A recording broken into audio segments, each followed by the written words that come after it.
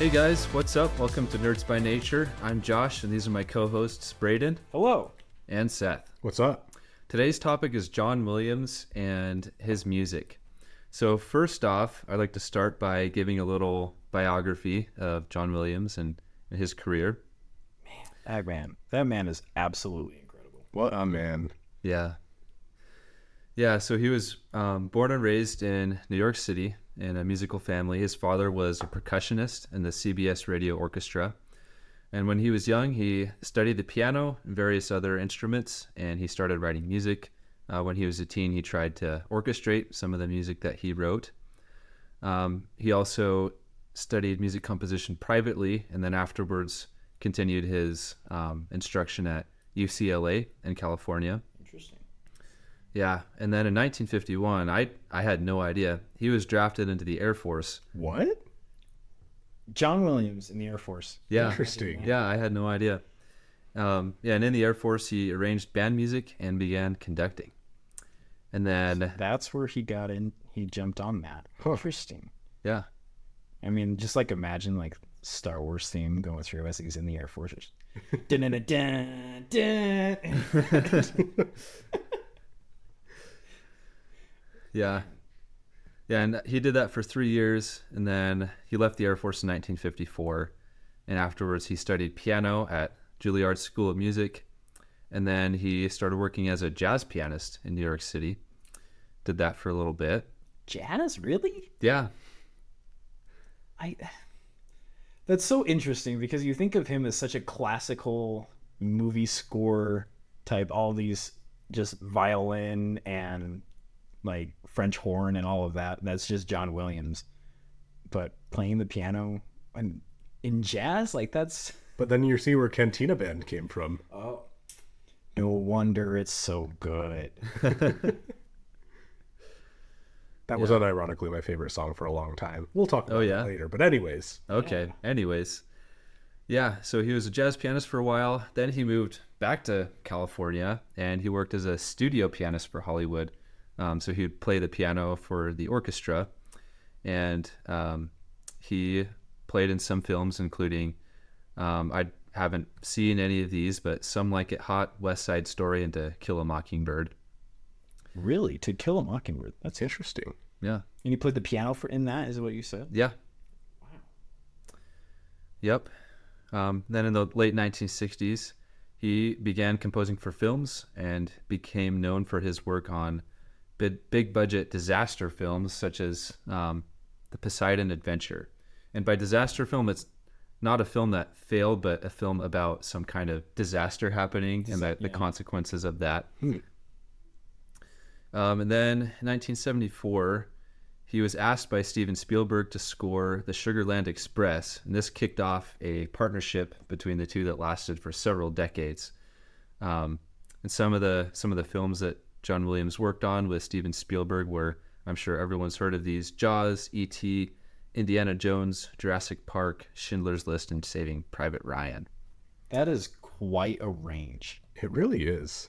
You've got your fantasy all the way down to your superhero movies with like Superman, and then you have your serious topics with like historic movies of like Schindler's List. It's a broad range. It really is Yeah. a broad range. And he does a great job with all of them. He really knows how to convey the emotion of the movies through his music. Oh, yeah. Incredible. Yeah. And he also composed, as everyone knows, some of the most iconic film scores like Harry Potter and Star Wars. And a little fun fact, John Williams helped bring symphonic film scores back into style after synthesizers gained popularity. Yeah, because like in the 80s, they used a lot of synth music in their soundtracks. Like think Back to the Future and like Top Gun. Right, Like and all had of some those, synthesizer stuff. yeah, all that fantasy era, especially like the sci-fi. Oh, yeah. Oh yeah, totally. So all of that dramatic, what we now call cinematic type sound is because John Williams kicked that off. That's back actually in- wild. Instead of killing it with just synthesizer. Yeah. Yeah. Not necessarily killing it, but like such an interesting impact of Oh, that. yeah. because a cinematic sound and kind of cinematic movie soundtracks could be totally different. Oh yeah. Yeah. And I mean that's changed the like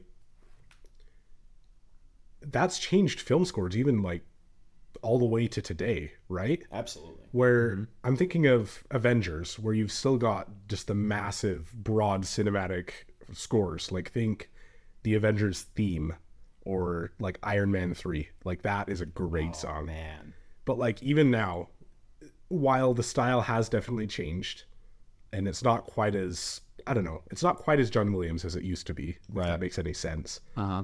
It still is very orchestral instead of being that more synthesized, which is really interesting actually. Yeah, imagine if Star Wars was all synth. It would have a totally different feel. Oh yeah. It definitely would, because you don't, those dramatic moments wouldn't be as dramatic. Yeah. Like if you think about it, those big moments, like the iconic moment of "No, I am your father," and you don't have that big intense drum of oh, holy crap, what just happened, and you just have a synthesizer in the background going we do. Yeah. I don't and like. Well, think like Ghostbusters. I don't know if you've seen Ghostbusters. That's a very eerie, very synthesized sound. Oh yeah. Compared to a very heavy orchestral. So Star Wars could have been something like Ghostbusters. Yeah. Weird. That would have been so weird. Yeah.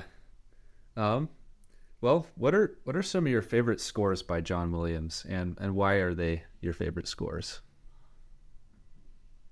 It's so hard because he has so many. It really is. So many.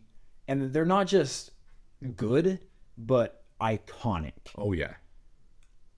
Something that I love about John Williams, as I was doing this research, was a phrase that was like, John Williams is very good at using a big, bold Sharpie and making something very noticeable and very recognizable compared to other people out on they compose very lightly with like pencil etchings more than anything, when John Williams makes something iconic and straightforward.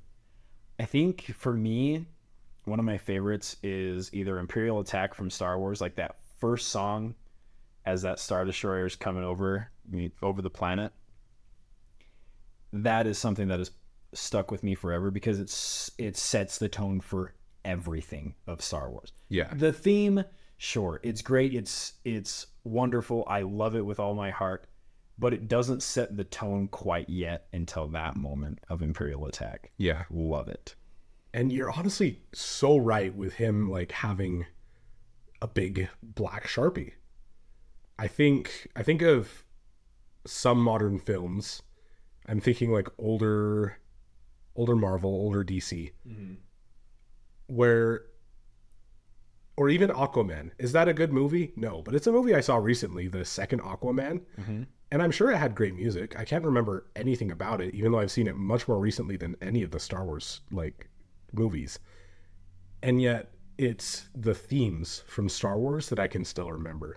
The main theme, the Imperial March. Every single character that has a theme is just so much more recognizable. And even the non-character theme music, right? Where it's just normal music is so recognizably Star Wars or Harry Potter or Indiana Jones or any of those things. And I think for me, speaking of those themes, one of my favorites is from a mediocre movie. I think some of, in my opinion, John Williams' best works are in some of the worst movies. I love the sequel music. Just think Rey's theme. I love Rey's theme. Very well done. So much. It's a beautiful song. It shows that he keeps improving, right? Yeah. It's like he's got this iconic thing. Yeah. But then 7 comes out and it's like his peak. Oh yeah. Like he's never peaked. He's so he retires and he's still not done. And then think about like just the 4 notes to the First Order theme. They appear throughout the films, and maybe the First Order is, just a watered down empire, but you have to admit that those four notes have such a strong identity. And every time those play, it's just incredible. I love the First Order theme. So powerful. So good. Absolutely. Yeah, John Williams really is a master of simplicity. He's really good at expressing an idea using like as few notes as possible. So it's so memorable. I honestly think John Williams does short, catchy themes better than probably any other composer. Oh yeah. He has so many of those. So what's yours, Josh? So what's mine? My favorite? I don't know.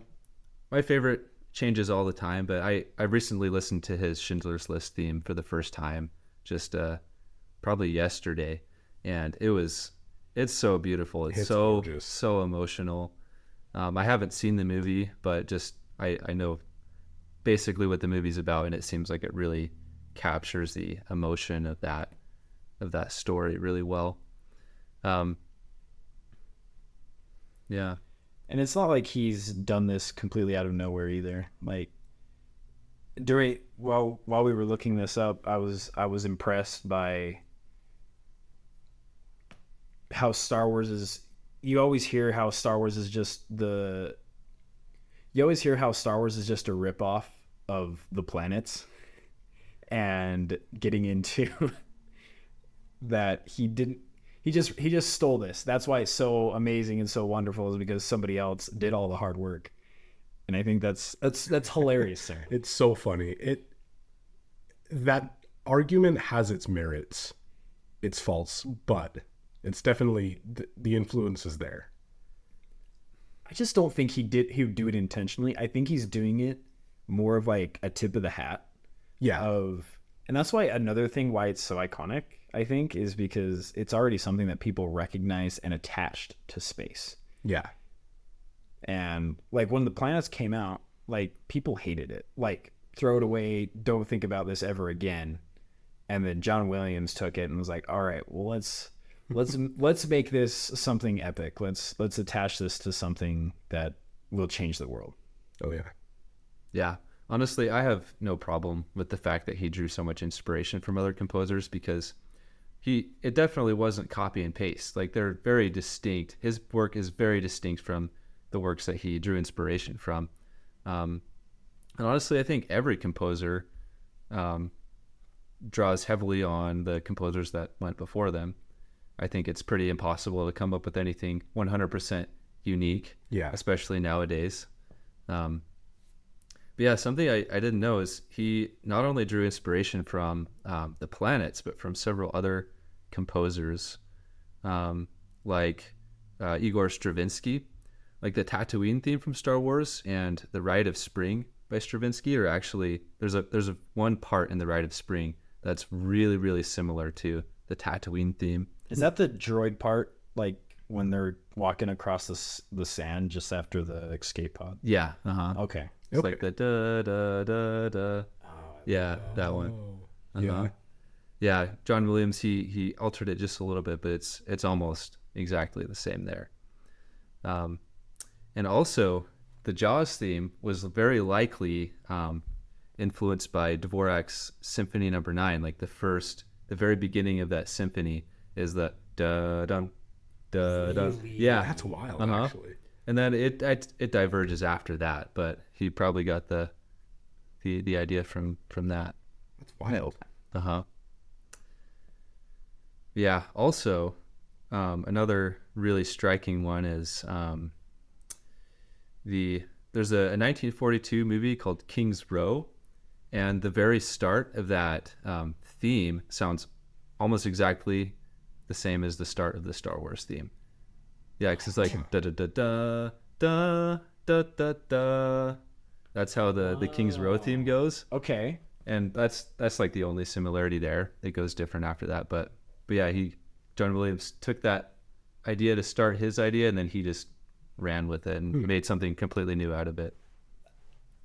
Turning this into something that's a little bit more relatable and getting that perspective on why this is so okay is taking something like, for an engineer or from like a designing perspective, you're not going to go and reinvent the wheel. That's just not going to happen.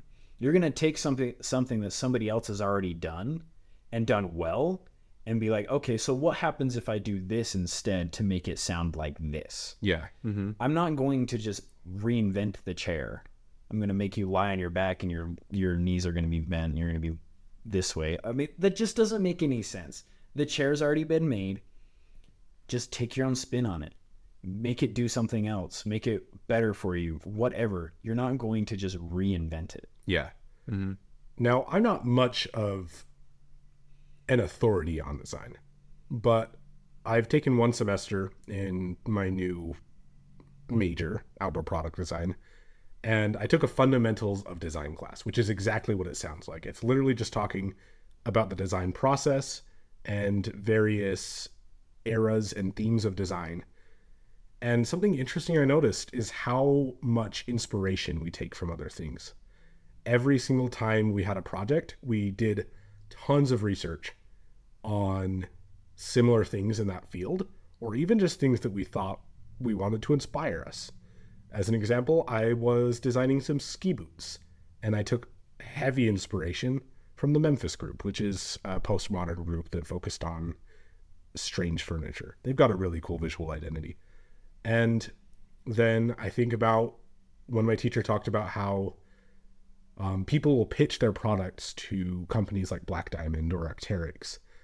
And those companies have very strong visual identities. And designers have to conform to that. Even new designers that are coming in, they will conform to that visual identity and stay within that. And so it's all over design that you see people take inspiration from previous things and just make it new. And I think that's exactly what John Williams did. Yes, Mars, the Bringer of War, which is the first song in the planets, sounds a lot like a lot of Star Wars. And you can see the inspiration almost throughout the entire thing. But that doesn't mean that John Williams didn't actually take it and make it into something new. He didn't copy and paste. He saw it and then he made it into something completely new. He made it into something that has just as much merit as the planets. Mm-hmm. Absolutely. Or even more, I would argue, because his music is way more popular. Yeah. People like it a lot more. So, but that's just my opinion. So we've already talked about how John Williams is a master of simplicity, but what are some other elements that make John Williams' music great? He's so good at making something that is so out there and fantastical into something almost believable. I was watching a video and it took the scene from E.T. of the flying bike without sound, and I was just watching it without the sound of the soundtrack, and it just was wrong. And I have never seen E.T. before. I'll tell you that. I've never seen E.T. before. And I saw that scene and it felt wrong. I knew that something was severely missing. Like, you could hear the sound of the character and even the voice of E.T. in some of the parts. It was just wrong. And it wasn't because it was one of those silent moments that needed a lot of dramatization. It was because John Williams didn't have his finger in that yet.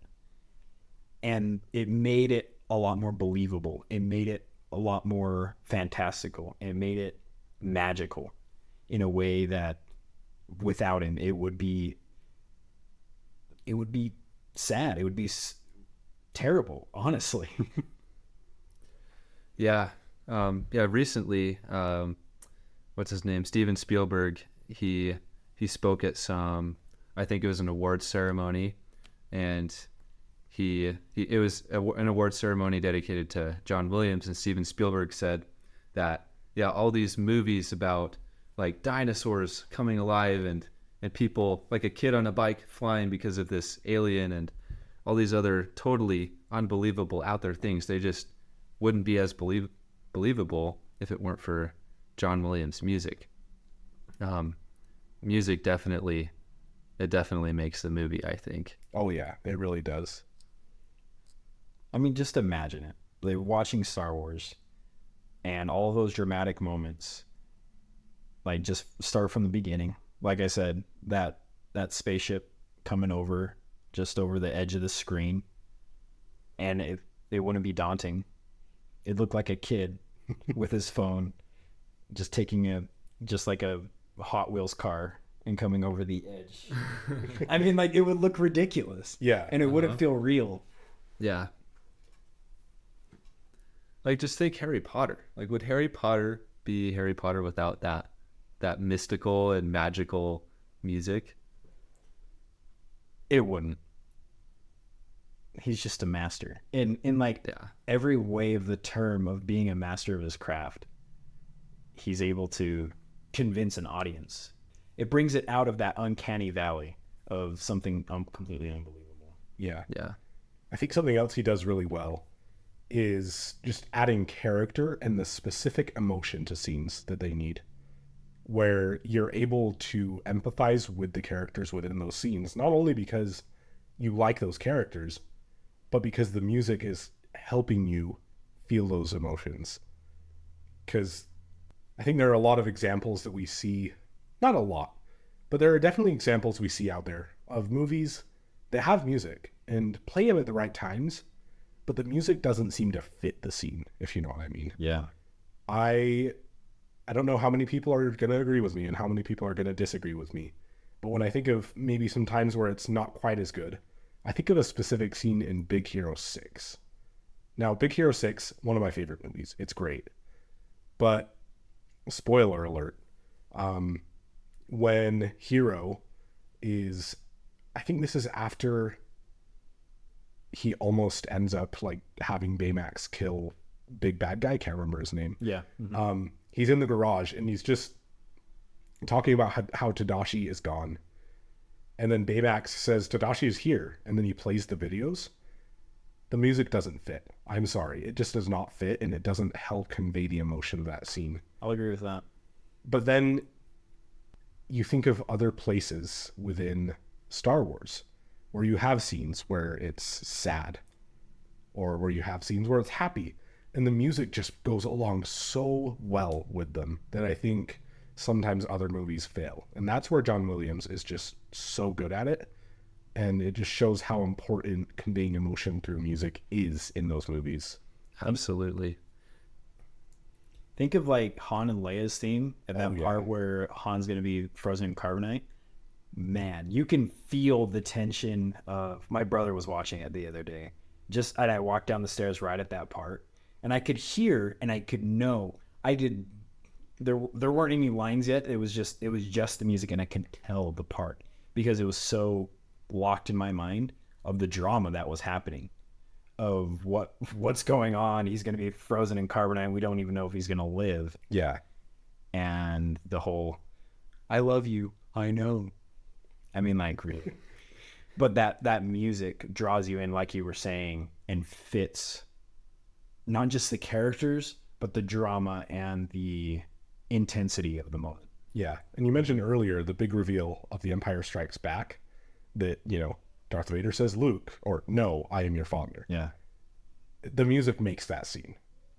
And it's just because it brings in that emotion, that doubt, just the impact of that big reveal. The music helps you feel that as well.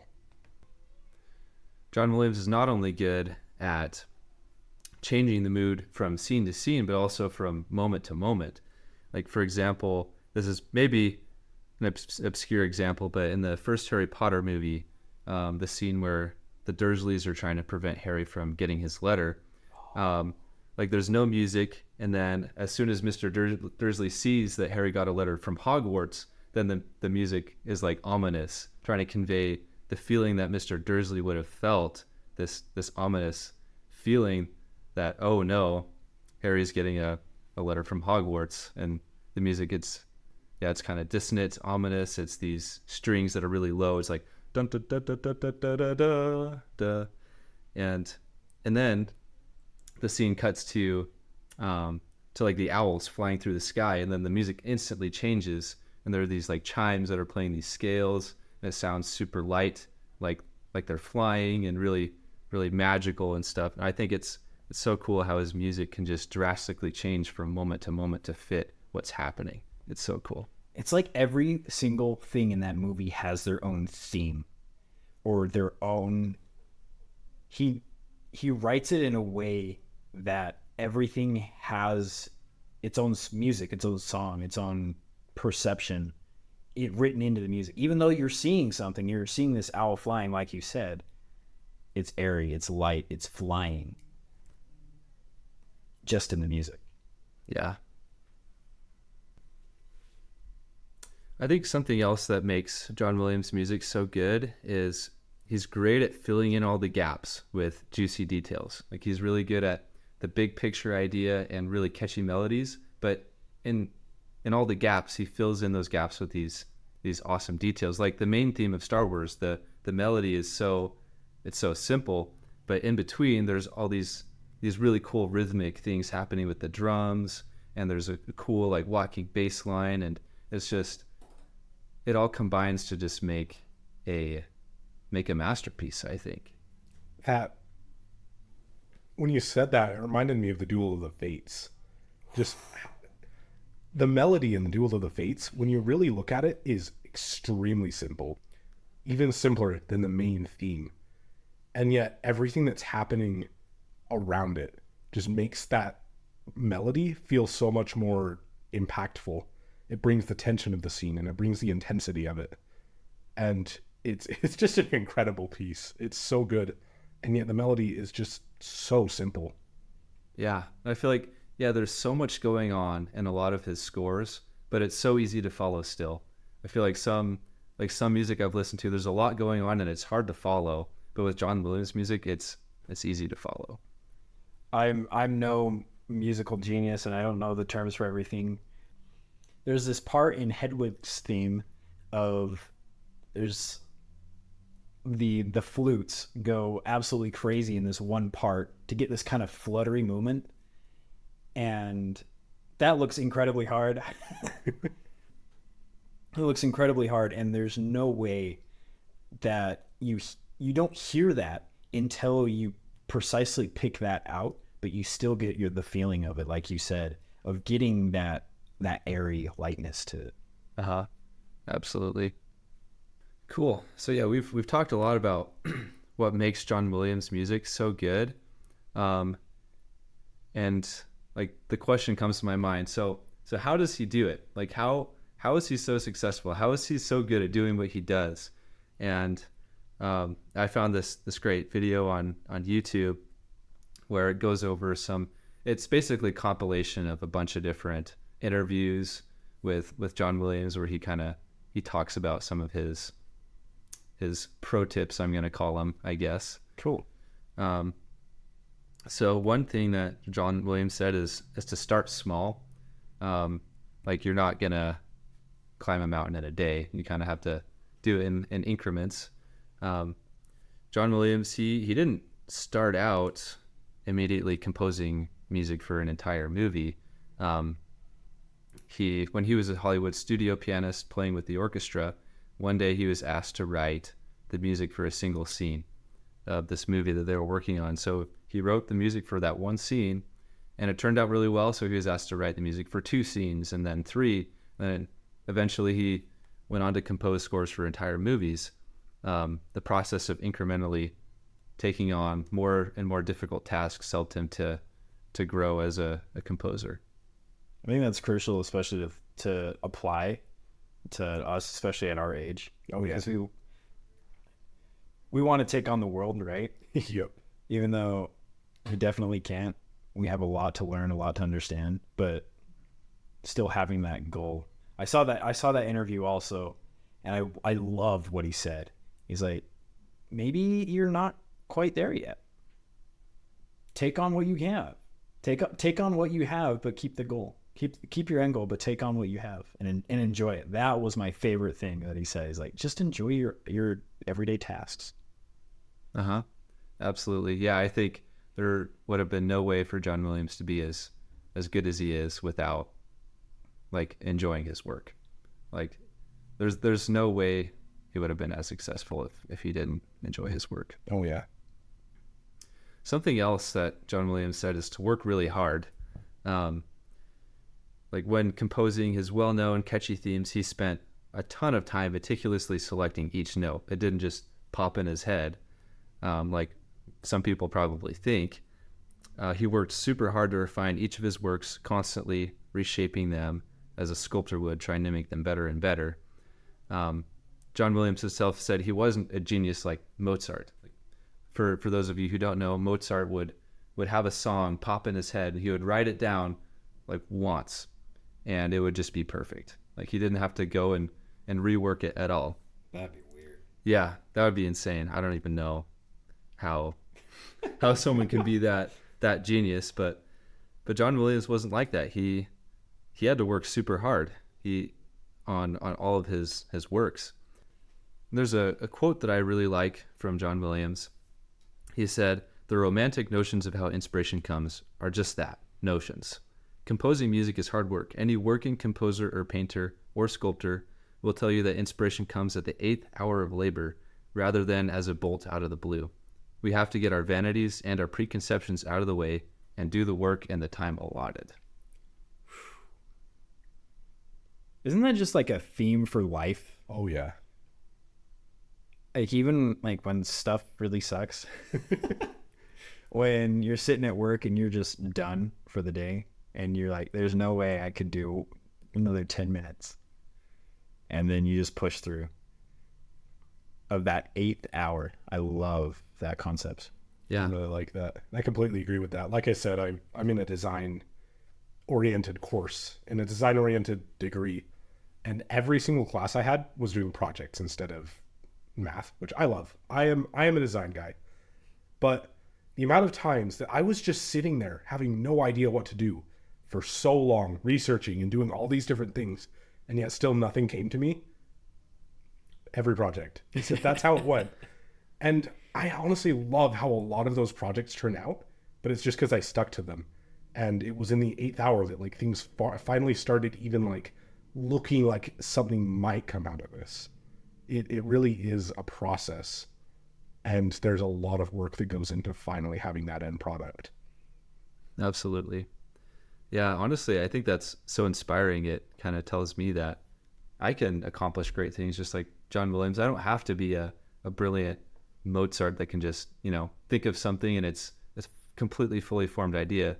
I could be as successful if I just work really hard at it. To be John Williams just by working at it. I think it's a master because he's worked to become a master. And I think sometimes we overlook these types of people that put in the work and the effort because they're overshadowed by people who are given these amazing talents, but the people that work at them and develop them are really incredible people. Yeah, absolutely. Something else that I learned from these interviews with John Williams is to be successful, you need to work with others and you need to collaborate and accept feedback. Specifically, John received a lot of feedback about his musical compositions from Steven Spielberg. One really striking example is the Indiana Jones theme. John Williams came up with 2 separate themes for the Indiana Jones theme, and he asked Steven Spielberg which one was better. And Steven was like, why can't you just incorporate both into the theme? And so that's what he did. And now it became the theme that we're all familiar with today. So What a recognizable theme. Raiders March, man. yeah. And you can sue me for this. I've never seen a single Indiana Jones movie. We're going to fix that right now. Okay. I haven't seen a single one, and yet I hear those first few notes of the Indiana Jones theme, and I automatically know what it is. Da, da, da, da. Yeah. Well, on that note, I think we'll wrap up our podcast for today. Thanks so much for joining in. We'll catch you on the flip side.